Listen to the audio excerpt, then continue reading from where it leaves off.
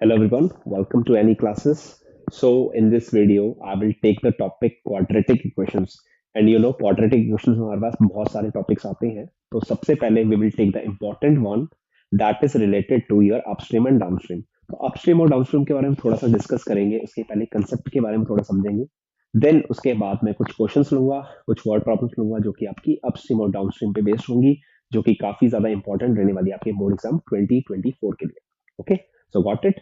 तो जो भी मैं चीजें यहाँ पे नोट करूंगा, that is your going to be concept map. आपको उसको कहीं पे पेन डाउन करना है so that it will be easy for you to have that concept on a single page. तो उसको नोट डाउन करिएगा. तो सबसे पहले I will start with the concept. तो सबसे पहले हमारे पास दो टर्म्स आती है, दैट इज योर अपस्ट्रीम और डाउनस्ट्रीम. तो सबसे पहले आपके पास जो टर्म मैं डिस्कस करूंगा वो होगी डाउनस्ट्रीम. ठीक है. तो अब you know very well river. अब रिवर का नाम, रिवर जो होती है और जो पॉन्ड होता है, लेक होता है, उसमें एक डिफरेंस होता है. जो वाटर होता है रिवर का, वो स्टैग्नेंट नहीं होता, मतलब वो रेस्ट पे नहीं होता, वो हमेशा मोशन में रहता है. तो अब मोशन में रहता है तो वो पर्टिकुलर एक डायरेक्शन में मूव करेगा, या तो इस डायरेक्शन में जाएगा या फिर इस डायरेक्शन में जाएगा. तो सपोज हमारा जो वाटर है रिवर का वो इस साइड फ्लो कर रहा है. Got it. तो हमारे पास एक रिवर है, दिस इज योर रिवर. ठीक है.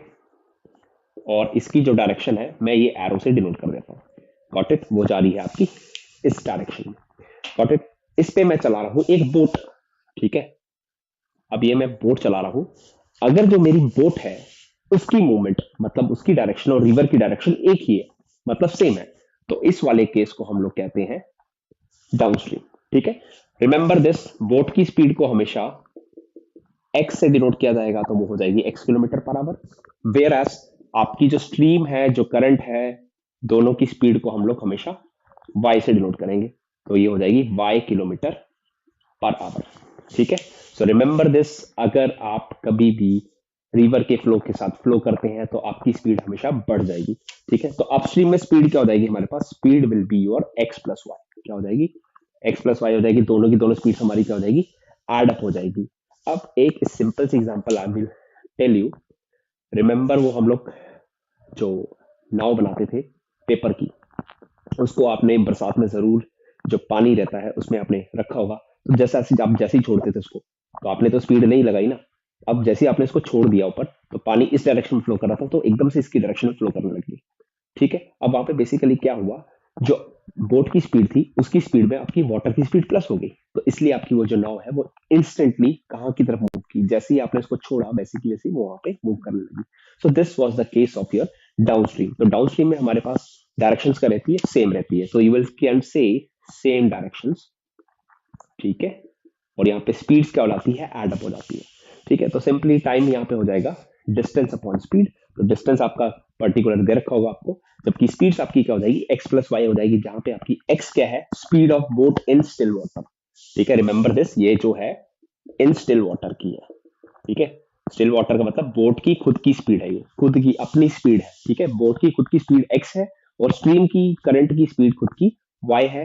तो अल्टीमेटली अगर डाउन स्ट्रीम जाता है तो टोटल जो स्पीड होगी वो दोनों की ऐड हो जाएगी, फिर डायरेक्शन इज सेम. तो सेम डायरेक्शन में स्पीड्स ऐड अप होती है. Got this point?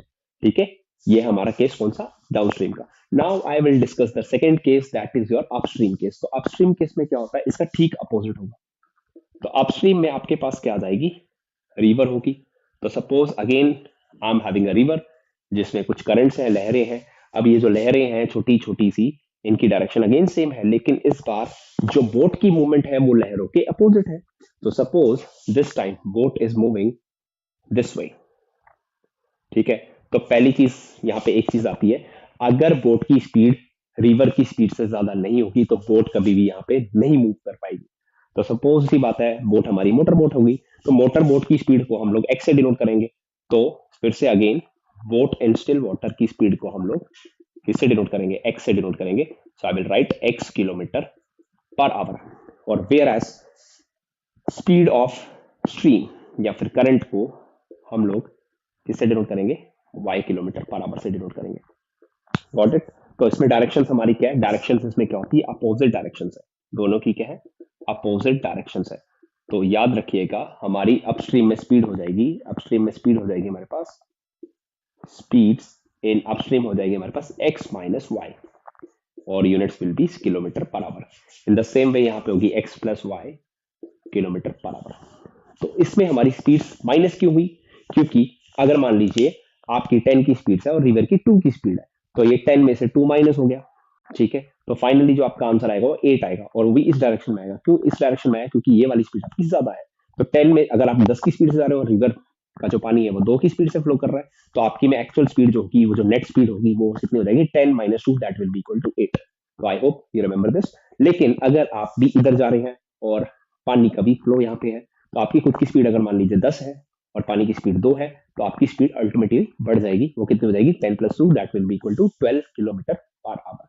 तो आई होप ये चीज आपको क्लियर हो चुकी होगी कि डाउन स्ट्रीम में हमेशा स्पीड्स एडअप हो जाती है, वेरास अप स्ट्रीम में स्पीड्स हमेशा माइनस हो जाती है।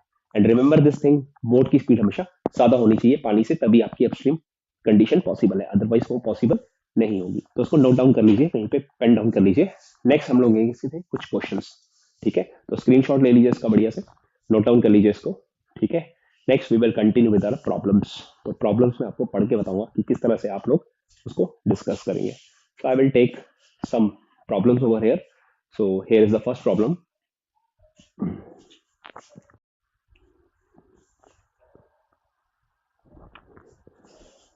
Okay, so this is our first problem that we are going to solve. और ये हमारी बेस है अपस्ट्रीम और डाउनस्ट्रीम वाले कंसेप्ट पे। तो जो भी हमने अभी कंसेप्ट पढ़े हैं उसी के बेस पे हम लोग इस क्वेश्चन को लगा के सॉल्व करेंगे। Okay, so what is the question given to you? A motorboat whose speed is 18 km per hour in still water takes 1 hour more to go upstream than to return the downstream to the same spot. Find the speed of the stream. So इसमें करना क्या है, हमें क्या given है? हमें still water की speed given है, मतलब मोटर बोट की स्पीड गिवन है, and you have to calculate the speed of the stream. So simply हमें यहाँ पे x गिवन है, you have to calculate the y।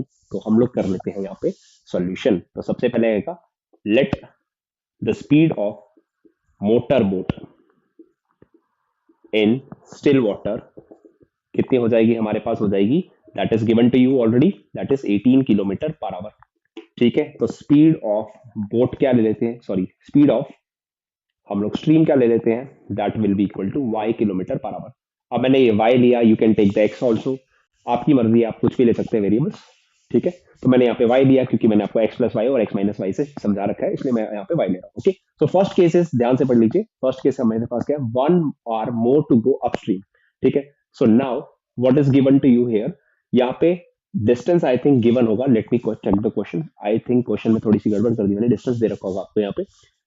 ठीक है, टू गो 24 किलोमीटर अपस्ट्रीम लिखा हुआ है यहाँ पे। ठीक है, so this I have missed, यहाँ पे दे रखा है आपको क्वेश्चन में 24 किलोमीटर। तो distance is given to you, क्योंकि अगर डिस्टेंस नहीं दिया होता तो that will be difficult for you. हम कर लेते फॉर द 1 किलोमीटर लेकिन। ठीक है, तो यहाँ पे हमारे पास सबसे पहले क्या दे रखा है? Distance is given to you 24 kilometre. So just make heading upstream. तो अपस्ट्रीम में सबसे पहले हम लोग देखो दोनों में क्या डिफरेंस देखा है, टाइम का डिफरेंस दिया है। So I will find out the time first. तो पहले मैं अपस्ट्रीम का टाइम निकालता हूँ, फिर मैं डाउनस्ट्रीम का टाइम निकालता हूँ। ओके, सो टाइम क्या आएगा हमारे पास? सिंस यू नो टाइम क्या होता है हमारे पास, डिस्टेंस अपॉन स्पीड आती है। सबसे पहले हम लोग स्पीड देख लेते हैं यहाँ पे। तो अपस्ट्रीम में स्पीड आपको पता है क्या हो जाती है, दोनों की दोनों अपोजिट डायरेक्शन में जाती है, तो वो माइनस हो जाती है।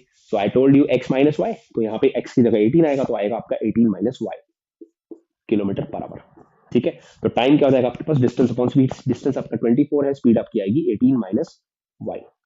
ठीक है, तो आई होप ये चीज क्लियर हो चुकी होगी आपको। So this is your hour. Similarly downstream का निकालते हैं। डाउनस्ट्रीम में स्पीड्स क्या हो जाती है? You know very well, speeds हो जाएगी प्लस। तो स्पीड कितनी हो जाएगी डाउनस्ट्रीम में? 18 प्लस वाई हो जाएगी आपकी। ठीक है, और you will gate T2 again distance upon speed.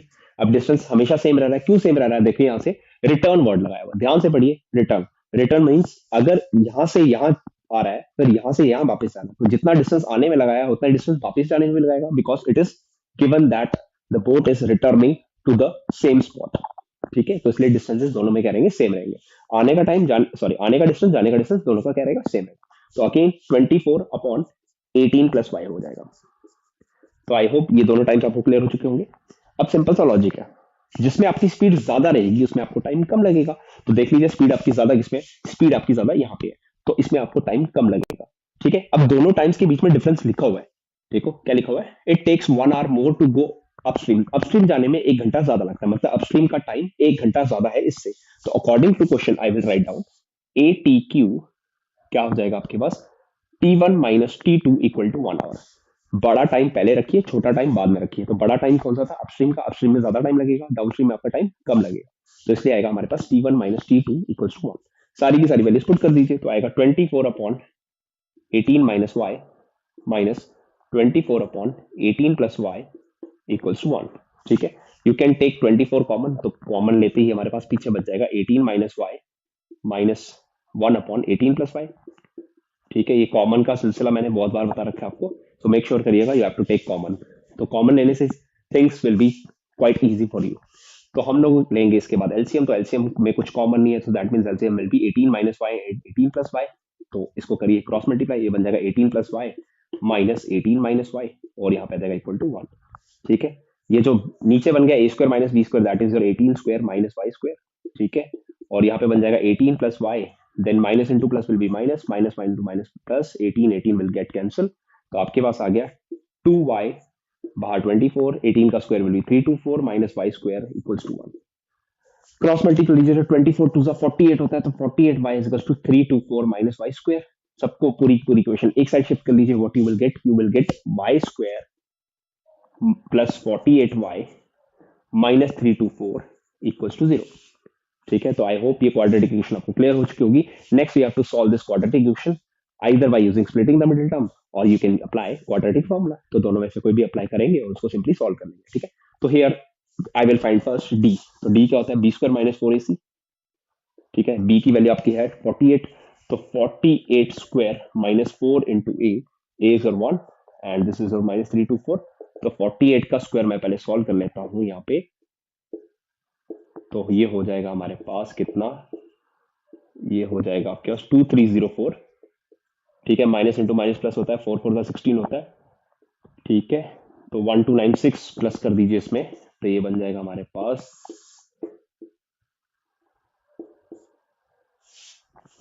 ये हो जाएगा 3600।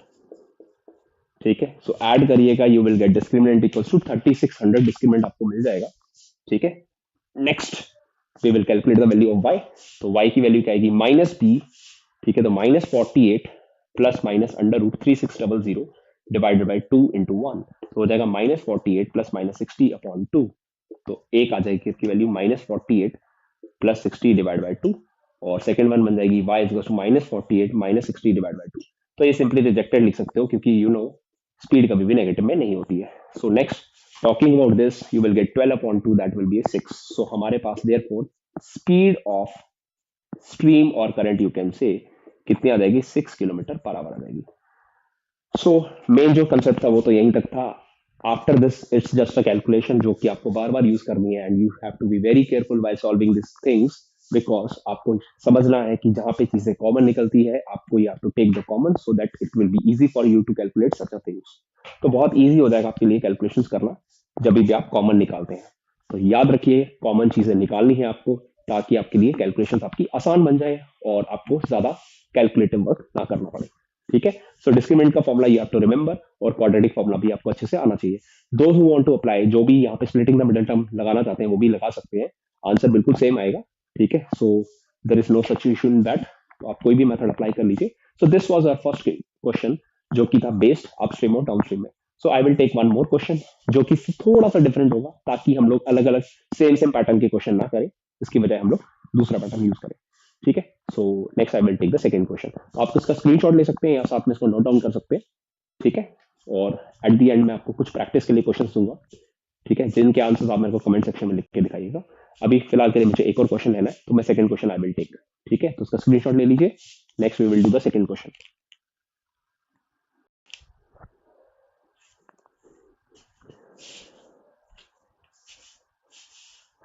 Okay, this is your second question right in front of you. Okay, so question is saying the speed of a boat in still water is 15 kilometer per hour. So again, one speed is given to you. It goes 30 kilometer upstream and returns back at the same point in 4 hours and 30 minutes. Find the speed of stream. So again, you have to start with the simple things that you have to take. You have to let two things. First of all, speed of boat that is already given to you in still water. That is your 15 kilometer per hour this time. और second चीज आपको दे रखी है यहाँ पे क्या, speed upstream that is not given to you, so you will let that as y। तो हम लोग लिखते हैं let speed of boat in still water कितना ले लेते हैं वो, I will take this as 15 kilometre per hour and speed of stream equals to y kilometre per hour. So again you have to make first heading. First heading कौन सी आएगी, upstream वाले आएगी, क्योंकि अपस्ट्रीम यहाँ पहले लिखा है. तो आई विल राइट डाउन अपस्ट्रीम. तो अपस्ट्रीम में हमारे पास स्पीड क्या आ जाएगी सबसे पहले. तो स्पीड आपको पता होना चाहिए, अपस्ट्रीम में स्पीड क्या हो जाती है, अपोजिट हो जाती है. तो अपोजिट में हमेशा क्या होती है, स्पीड माइनस हो जाती है. सो बिगर वन पहले आएगी, that is 15 minus y kilometre per hour. This will be a speed. लगाइए टाइम का फॉर्मूला, तो टाइम आ जाएगा distance upon speed. Now distance is already given to you, that is 30. तो आ जाएगा 30 upon 15 minus y. This will be your time. ठीक है. सो ये आपकी बन जाएगी फर्स्ट इक्वेशन, और यू कैन से सिंपली ये हमारी T1 आ चुकी है. नेक्स्ट सेकेंड थिंग कौन सी है, डाउनस्ट्रीम है. सो राइट डाउन हेडिंग डाउनस्ट्रीम. अब डाउनस्ट्रीम में अगेन स्पीड्स क्या हो जाएंगी हमारे पास. तो स्पीड्स इस बार हमारे पास सेम है, सेम डायरेक्शन में है, तो स्पीड हो जाएगी एड अप. तो हो जाएगा हमारे पास 15 plus y kilometre per hour. As you know distance का फॉर्मूला हमारे पास होता है स्पीड इनटू टाइम. तो वहां से टाइम आ जाता है हमारे पास distance upon speed. Distance is again 30. Why have taken 30 क्योंकि यहाँ पे देख लीजिए क्या लिखा हुआ है, रिटर्न्स लिखा हुआ है. रिटर्न्स मींस जितना जाने का टाइम, जितना जाने का डिस्टेंस रहेगा उतना ही आने का डिस्टेंस रहेगा. That is 13 upon 15 plus y बन जाएगा आपके पास, इतना डिस्टेंस आ जाएगा. ठीक है. तो ये हो गया हमारे पास टाइम T2. नाउ दोनों को ध्यान से एनालाइज कर लीजिए. दोनों को कंबाइन करके बोला गया है टाइम 4 आवर्स और 30 मिनट्स. मतलब अपस्ट्रीम जाने में, डाउनस्ट्रीम जाने में, मतलब यहां से यहां आने में और यहां से यहां आने में कितना टाइम लगता है, पूरी जर्नी का आपका लगता है 4.5 घंटे. Got it. So according to question I will write down T1 plus T2 equals to 4 घंटे 30 मिनट. अब 30 मिनट को हम लिख सकते हैं 1/2. ठीक है. क्योंकि सबको आवर्स में कन्वर्ट करो, एक ही यूनिट में कन्वर्ट करो, क्योंकि हमारा टाइम किसमें है, सॉरी डिस्टेंस किसमें, किलोमीटर में, और टाइम किसमें हमारे आवर में. तो इसको इसलिए आवर में कन्वर्ट करेंगे. 30 मिनट्स को आवर में कन्वर्ट करना बहुत सिंपल है. 30/60 आ जाएगा, जो कि 1/2 होता है. तो 4 में 1/2 प्लस करेंगे, यू विल गेट 9/2. ठीक है. सिंपली मैंने एलसीएम लिया यहाँ पे. ओके. सो यहाँ पे आ जाएगा आपके पास 30 upon 15 minus y plus 30 upon 15 plus y. So again you know 30 is common in both the terms. तो 30 ले लीजिए बाहर, पीछे रह गया 1 upon 15 minus y plus 1 upon 15 plus y. So I hope ये चीज क्लियर हो चुकी होगी. नेक्स्ट एलसीएम ले ली. एलसीएम आएगा 15 माइनस वाई 15 प्लस वाई. ठीक है. तो यहाँ पे हो जाएगा cross multiply, you will get 15 plus y plus 15 minus y. तो minus y plus y cancel हो जाएगा. प्लस का साइन था इसलिए ब्रैकेट लगाने की जरूरत नहीं है. अगर आप ब्रैकेट लगा देते तो भी कोई प्रॉब्लम नहीं होगी यहाँ पे. तो 15 प्लस 15 आपके पास हो जाता है 30. तो हमारे पास आ गया 30 इंटू 30. ध्यान से देखिएगा. नेक्स्ट आएगा नीचे ए स्क्वायर माइनस बी स्क्वायर. ठीक है. और यहाँ पे हो गया 9/2. ठीक है. क्रॉस मल्टीप्लाई कर लीजिए. 30 इंटू 2 हो जाएगा, डिवाइड बाय 9 हो जाएगा. ठीक है. तो ये हो गया आपका 15 स्क्वायर माइनस वाई स्क्वायर. तो 15 स्क्वायर हो गया 225 माइनस वाई स्क्वायर हो गया. यहाँ पे आ जाइए. ठीक है. If you know the table of 3, 3 3 जा 3 10 जा 3 10 जा. तो ये हो गया 10 10 जा 100 इंटू 2. ठीक है. तो हो गया 200. नेक्स्ट 225 को यहाँ शिफ्ट करोगे तो -225 हो जाएगा. So you will get it finally -25 equals to minus y square. तो minus and minus will cancel. तो 25 under root equals to y आ जाएगा. तो वाई की वैल्यू हो जाएगी plus -5. And you know very well कि स्पीड कभी माइनस में नहीं होती है, तो इसलिए I will take the positive one. तो वाई की वैल्यू कितनी आएगी, 5 आएगी. Therefore speed of stream equals to 5 kilometre per hour. तो काफी सिंपल क्वेश्चन था. But again last time what is given to you, हमें टाइम्स के बीच में डिफरेंसेस दे रखा था. इस बार हमें टोटल टाइम दे रखा. तो इसलिए इस बार जो इक्वेशन है वो बनी T1 plus T2. I hope दोनों चीजें आपको क्लियर हो चुकी होगी, क्योंकि ये था कंबाइंड टाइम, टुगेदर वाला टाइम था यहाँ पे. ठीक है. इसलिए हमने चीजों को एड अप कर लिया. ठीक है. सो आगे देख लीजिए आप पूरा का पूरा इसको किस तरह से मैंने सॉल्व किया. इसको पेन डाउन कर लीजिए कहीं पे. और कोई चीज पूछने नहीं समझ आती है तो आप you can write in comment section also. ठीक है. नहीं तो आप वापिस से कंसेप्ट मैप पीछे का देखिए जो आपने कहीं नोट किया हुआ है. ठीक है. उससे आपको आइडिया लग जाएगा. सिर्फ आपका कंसेप्ट यहाँ तक है, इसके आगे कुछ नहीं है. इसके आगे जस्ट हमने कैलकुलेशन की है. मेक श्योर करिएगा हमेशा आपको हर बार कॉमन लेना है, क्योंकि कॉमन नहीं लोगे तो आपकी कैलकुलेशन लेंथी हो जाएगी. आपका आंसर तो आ जाएगा, बट यही चीज आपको करने में काफी ज्यादा समय लगेगा. मीन्स आपके 5-10 मिनट्स एक्स्ट्रा वेस्ट हो जाएंगे. ठीक है. सो आई होप ये वाला क्वेश्चन आपको समझ आ चुका होगा. Next I will give you 2 questions as homework, जिसके आंसर्स आपको कमेंट सेक्शन में लिख के दिखाने. ठीक है. सो वो 2 क्वेश्चंस मैं आपको लिख के दिखा देता हूँ अभी थोड़ी देर में. ठीक है. फिर इसके बाद इस वीडियो को इतना ही रखेंगे. ओके.